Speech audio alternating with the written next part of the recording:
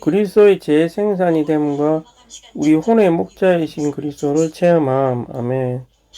그리스도 안에 있는 믿는 이들로서의 우리는 본이신 그리스도의 재생산이 될 수 있다. 야, 그리스도의 재생산. 우리가 믿는 우리가 그리스도와 똑같이 될 수 있다는 거잖아요. 우리 목표를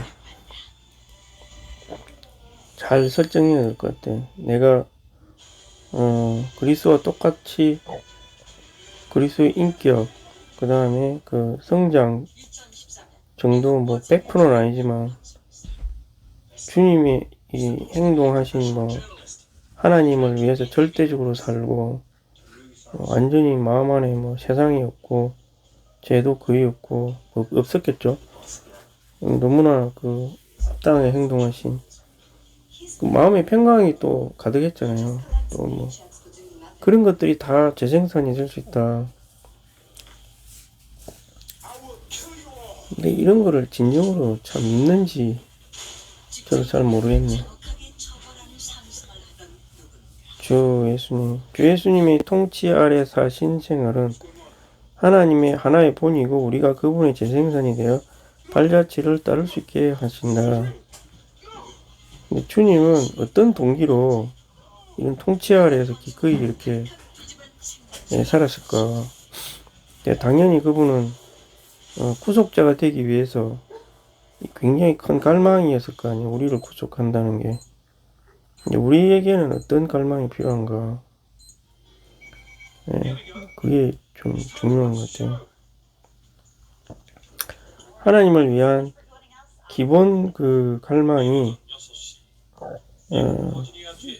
이게 경륜에 대한 하나님을 사랑하고, 저 어제도 그분이 가지고 있는 갈망, 경륜에 대한 것도 사랑하고, 이렇게 해서 이 사랑 때문에 내가 주님을 계속해서 추구해 나간다. 교회 건축을 계속 추구한다. 이제 어떤 이런 기본적인 동기가 좀 있어야 되지 않는가. 본에 해당되는 헬라들은 습자첩이다. 글씨 쓸 때 글씨 본이다. 그래서 주님은 그분의 생활을 글씨 본으로 세워서 발자취를 따라가서 생활을 복사하게 하셨다. 이러는데 복음서만 봐서는 이거를 우리가 감히 따라 한다는 게 좀 그렇죠. 병자를 고치고 복음을 전파하고 이런 30살 때 어떻게 사는지도 잘 기록되어 있지도 않고 그분의 말과 은행 이런 거를 통해서 혹은 사도 바울과 사도들의 삶 그 안에서도 예수님의 삶이 나오니까 근데 그 내적 깊이를 우리가 명확하게 알 수는 없죠. 사실은 신약 성경만 봐가지고는 그냥 신약 성경에서 어떤 교회 생활을 위한 무슨 가르침이라든가 이런 거는 있는데 내적인 상태 조성 이런 거를 말로 다 표현할 수는 없잖아요. 그래서 그 본이 우리에게 전달되고 우리가 그런 본의 재생산이 되려면 사실은 그 영의 역사가 더 많이 필요하죠. 그 영의 역사가 굉장히 많이 필요하고 그래서 그거를 라이프 스타디를 본다든가 이런 걸 통해서도 전달을 받을 수 있고 또 실제로 나보다 더 성장한 사람들을 통해서도 전달 받을 수 있겠죠. 그런 여러 가지 통로가 좀 있어야 되는 거죠, 사실. 그리고 동기가 명확해야 되고 하나님의 의도는 자신의 노력으로 그리스도를 모방하려고 애쓰는 것이 아니라 모방이 아니라 재생산되는 거다. 모방과 재생산은 다르겠죠. 이 재생산과 모방. 모방하려고도 하나 또 주변에 그런 사람도 못 봤지만 그리스도의 삶의 어떤 내적인 실체, 인격의 상태 이런 거를 모방하고 싶은 동기도 별로 없어요. 솔직히 저한테서는 나하고 너무 차이가 많이 나니까 밤새도록 기도했다 자꾸 제자들을 세웠다 이거는 나한테는 별로 안 맞는 그런 삶인 것 같고 너무 먼 거리에 있는 거죠, 사실. 내가 그분의 제자가 되는 거는 당연한데 내가 그분과 똑같은 삶을 살 수 있는가? 그런 거에 대해서는 좀 의문이 생길 수밖에 없죠. 예수님. 그리고 이제 우리는 신성한 생명이 풍성을 수반하는 과정에 의해 그리스도의 재생산 복사판이 되어야 된다. 이 과정이 완성될 때 우리는 재생산이 될 수 있다. 과정이라는 게 있는 거죠. 풍성을 수반하는, 신성한 생명의 풍성을 수반하는 그 과정에 의해서 이 복사판이 될 수 있다. 그게 될 수 있다는 거죠. 이 과정이라는 말이 되게 중요하죠. 과정. 재생산이 되는 과정.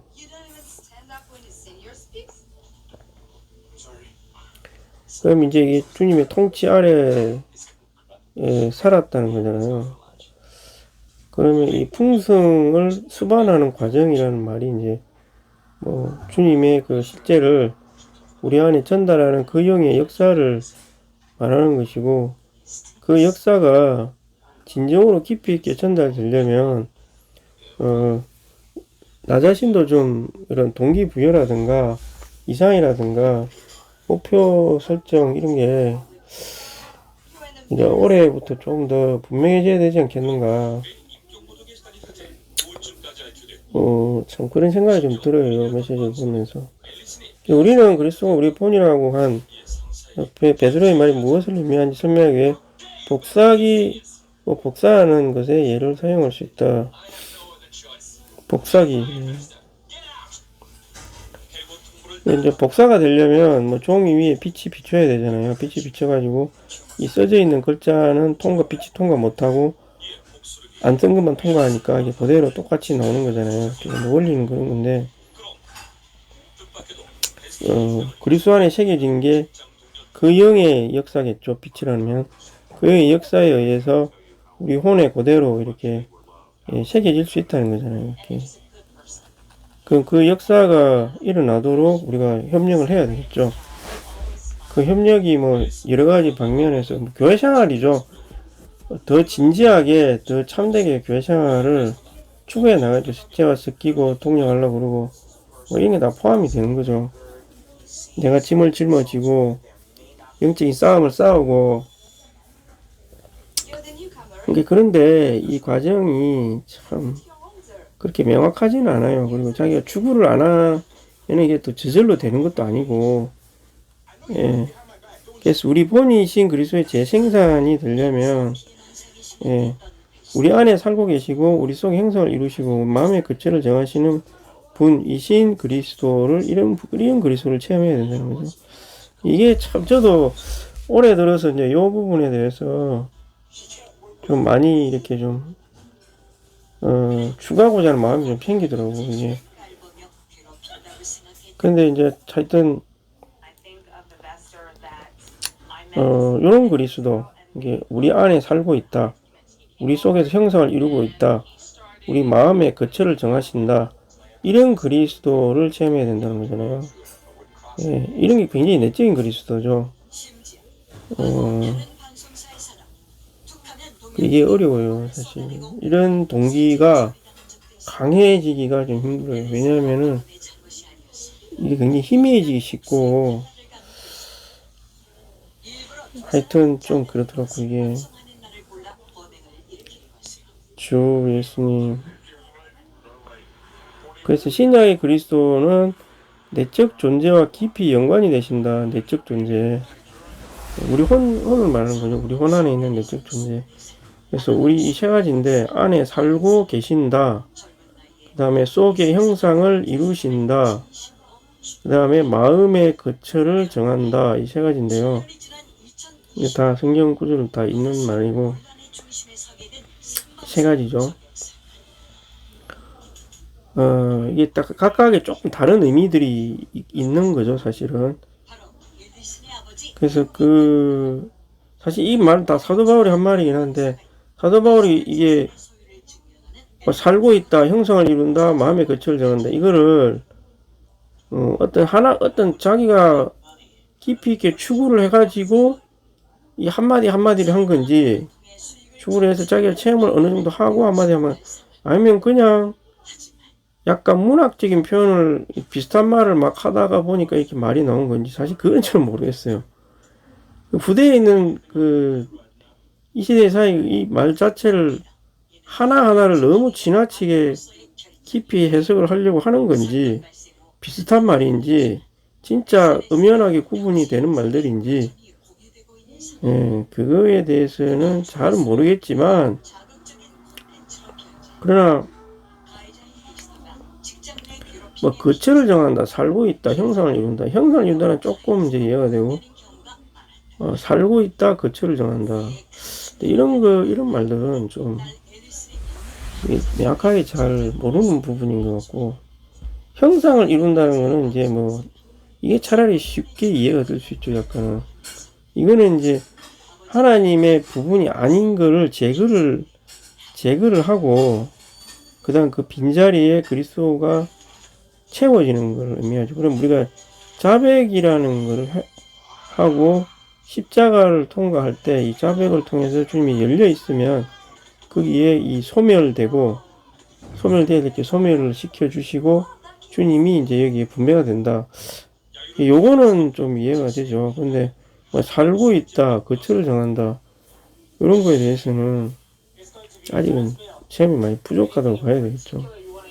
그리고 공기 같은 영이신 그리스도가 생명 주는 영이신 그리스도께서 우리 안에 살고 계신다. 이 공기 같은 영이신 그리스도가 생명 주시는 영, 곧 생명 주시는 영이신 그리스도께서 우리 안에 살고 있다. 우리 안에 살고 있다는 거죠. 1번은 이 세 가지를 이제 체험을 해야 된다 이렇게 했고, 그러면 이제 세 가지를 체험해야 되는데 그 중에서 내적 존재와 깊은 관련이 있고 그 중에서 이제 공기 같은 영이신 그리스도가 우리 안에 살고 있다. 네, 우리 안에 사시는 그리스도인데 그 그리스도는 뭐냐면은 공기 같은 영이신 그리스도가 살고 있다는 거죠.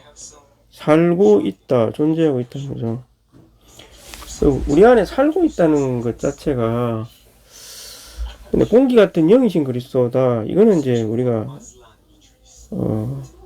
회복이 오면 하도 이런 말 자주 들어가지고 근데 이에 대한 계시가 굉장히 명확해야 되거든요. 사실은 제가 봤을 때는 공기 같기 때문에 언제든지 내가 주님을 흡수할 수 있다 이런 의미도 될 수 있고 또 내가 공기 같은 그리스도와 연합됐기 때문에 하나님의 공기를 내 혼안에 불어낼 수도 있다 이렇게 또 이해가 될 수도 있는 거죠. 근데 이제 내 안에 살고 있다 이거는 이제 주님의 임재 안에서 우리가 항상 머물러야 된다.